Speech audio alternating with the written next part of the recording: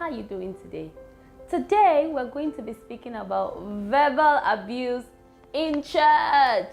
Yes, I know it's a bit difficult to imagine that people use words that they're not supposed to towards each other in church, but I've seen it happen. And it is never pretty, guys.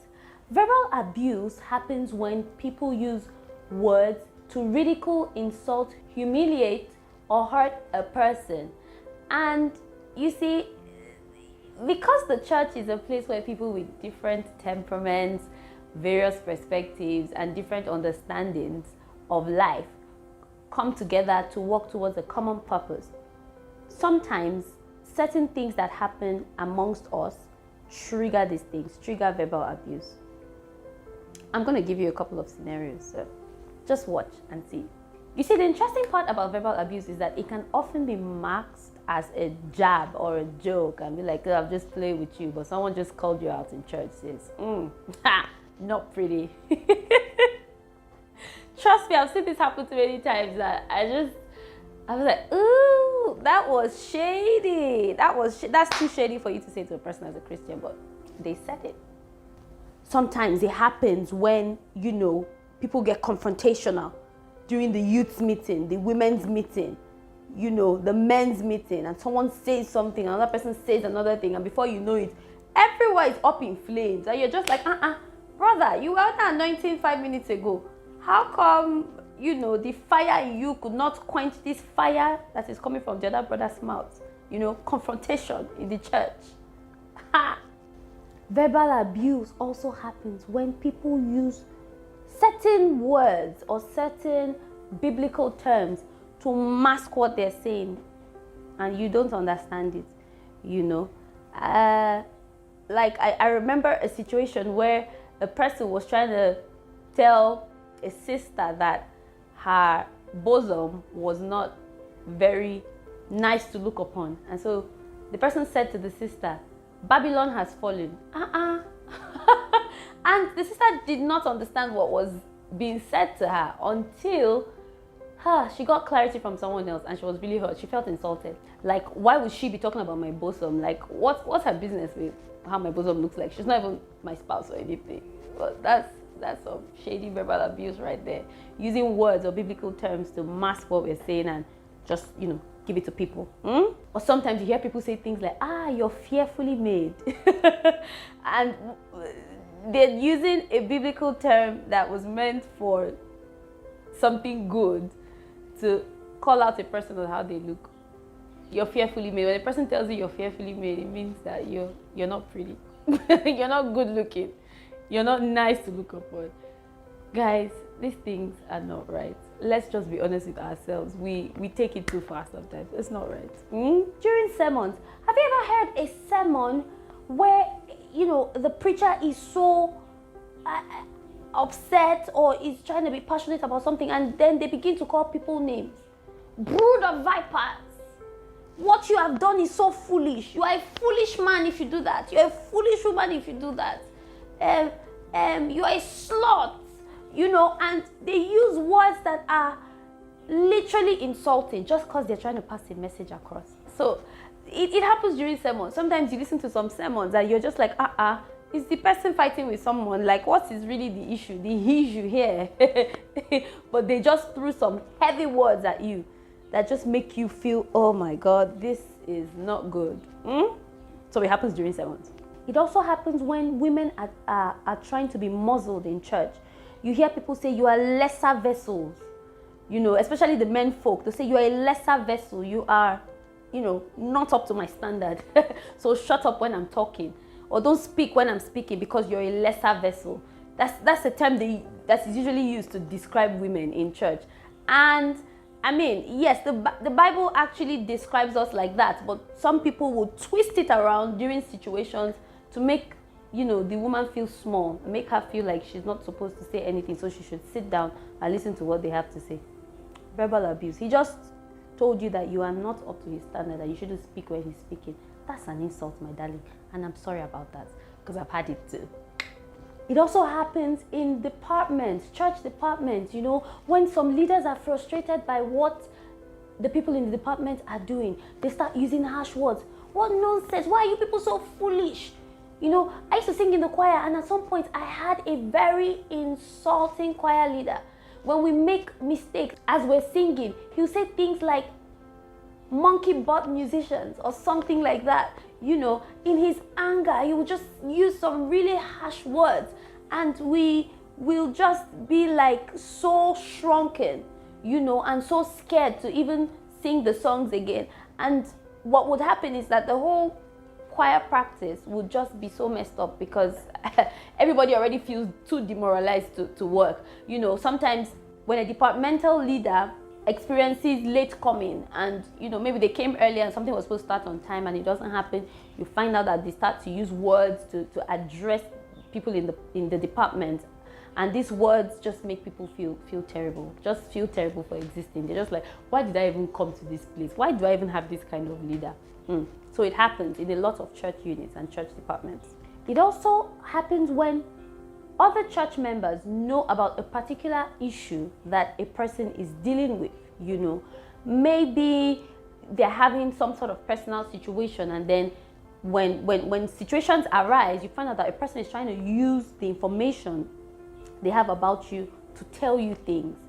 And you know, you might be having an argument with someone, and someone will just look at you and be like, look at her, that is why she's not married, because blah blah blah blah blah. And your marital status is not in any way a factor to consider as far as that argument is concerned, but they just use it against you when situations arise or when things occur, just because they know that about you. So yeah, you could see that happening once or twice. Or maybe, you know, a person is having financial issues and someone in church knows about it, and then when they're probably arguing about who should lead what, and you hear the person say, after all, she doesn't even have money to afford to run this program like I can, so I have to lead. And you know that they're making that statement because they know about your financial situation. So yeah, it does happen. It does happen. In all honesty, verbal abuse also leads to emotional and psychological abuse.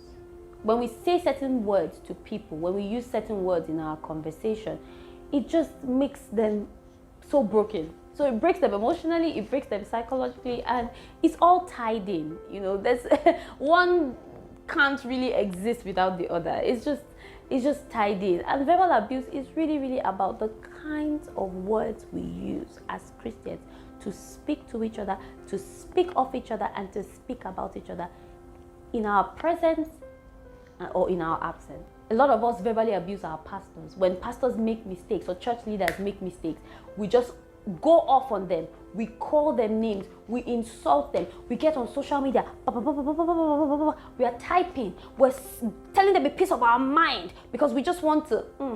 That's verbal abuse. That's.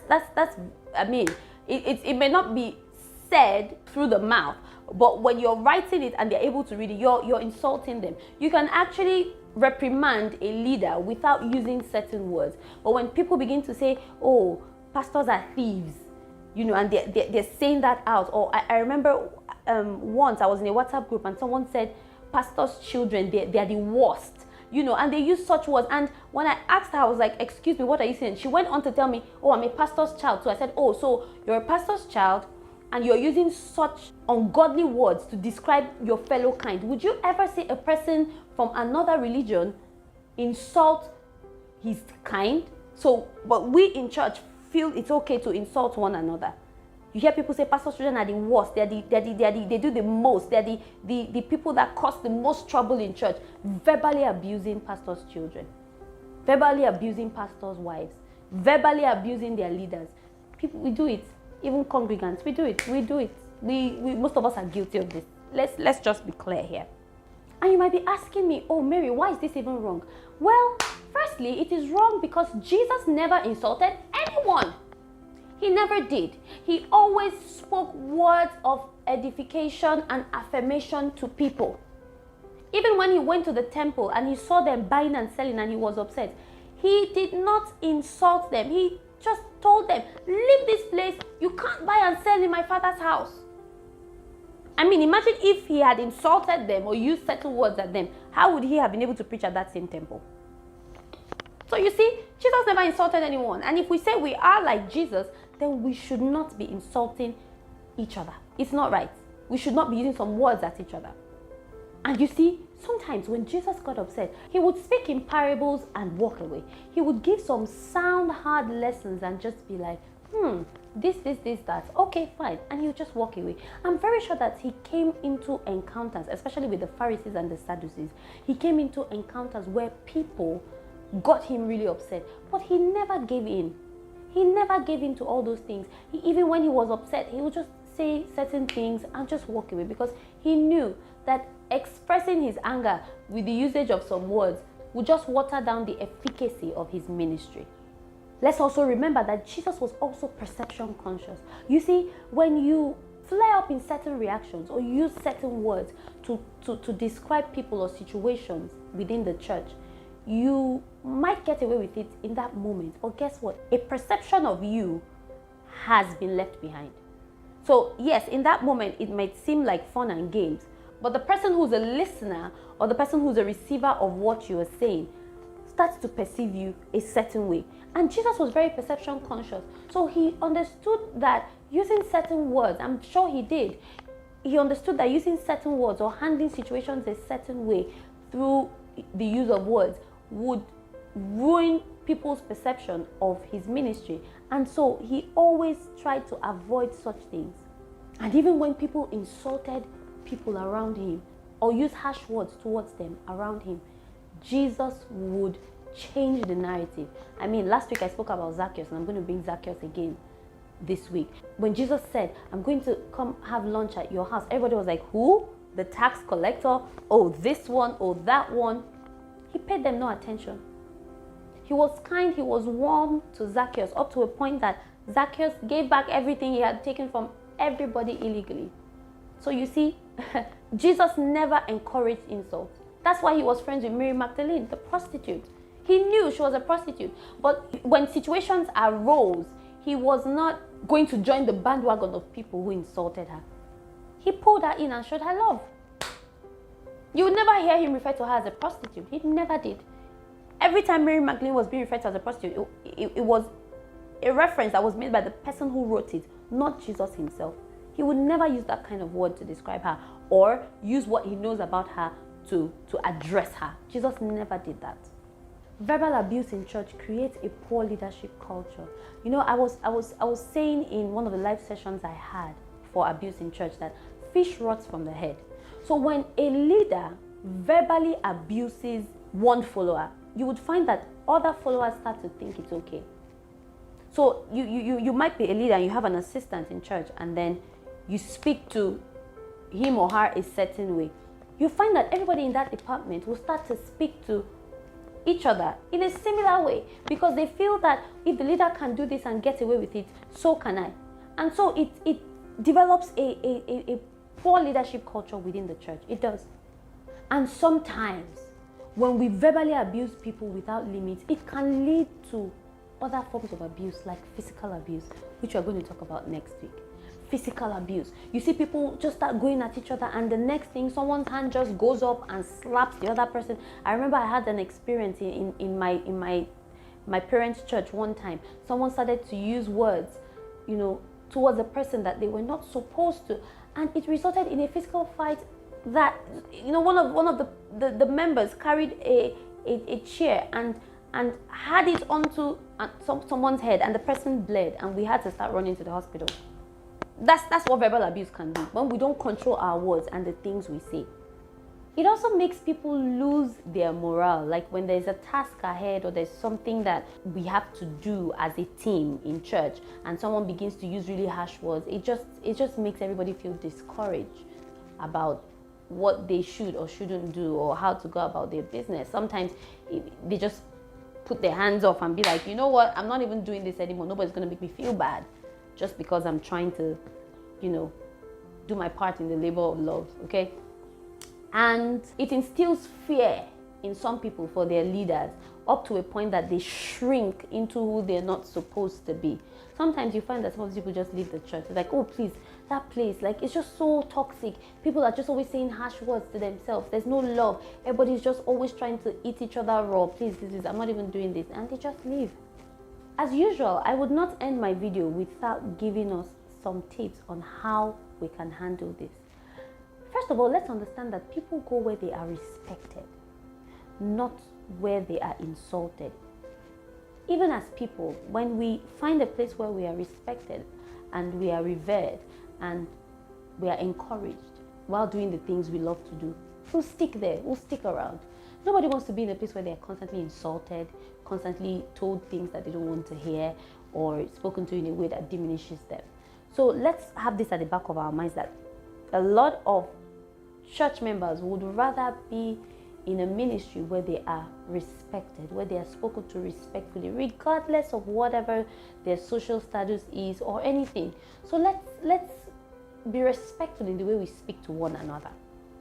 The truth is, our words should edify and build up, not tear each other down. I've been saying this, even last week I said the same thing. Psalm 19 verse 14 says, "Let the words of my mouth and the meditation of my heart be acceptable in your sight, O God." Let our words edify. Let our words motivate. Let our words inspire. Let our words show love.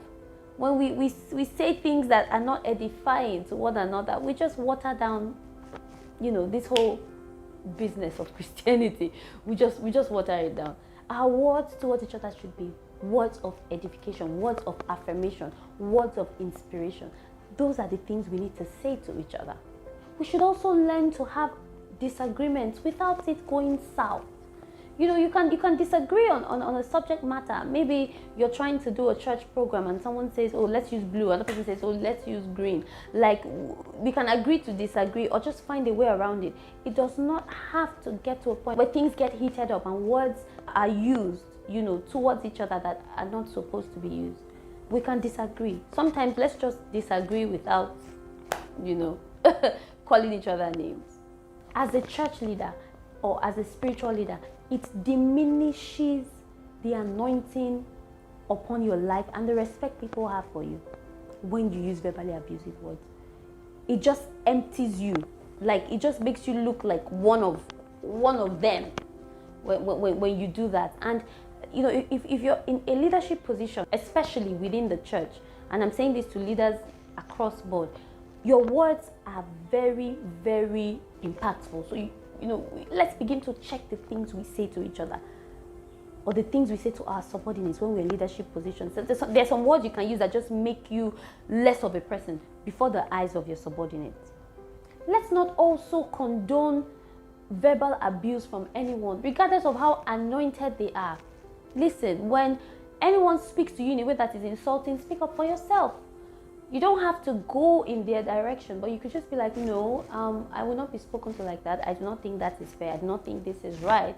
And you need to stop." Okay? Don't just let anyone get away with saying things to you. I remember my sister said on this one occasion, she rushed to church in the morning and she didn't use any makeup. Of course, when a woman doesn't use makeup, she's not going to look as glamorous as she usually would when she uses makeup. And guess what?